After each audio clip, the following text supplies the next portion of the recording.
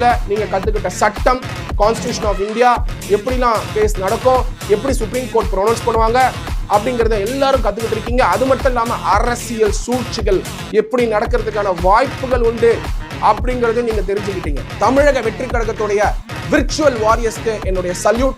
டெஃபினட்டா விஜய் தலைவர் தமிழக வெற்றி கழகத்துக்கு உறுதுணையா இருக்கக்கூடிய எல்லா சகோதர சகோதரிகளும் டிவிகே விர்ச்சுவல் வாரியர்ஸ் எல்லாருமே தொடர்ச்சியா உங்க நாலேஜை என்ஹான்ஸ் பண்ணிட்டே போங்க.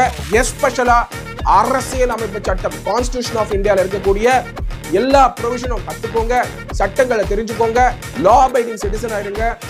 என்னைக்குமே சட்டத்தை பின்பற்றி சட்டத்தை நிலைநாட்டக்கூடிய இடத்துல தமிழக வெற்றி கழகத்துடைய உறுப்பினர்கள் எல்லாருமே இருக்கணும்.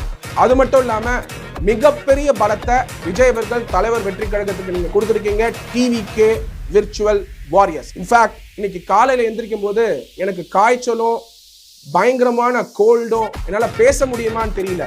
பட் ஆனா தமிழக வெற்றி கழகத்துடைய விர்ச்சுவல் வாரியர்ஸ் உடைய இன்ஸ்பிரேஷன்னாலையும் உங்களுடைய சப்போர்ட்னாலையும் இந்த காணொலியை என்னால் ரெக்கார்ட் பண்ண முடிஞ்சது.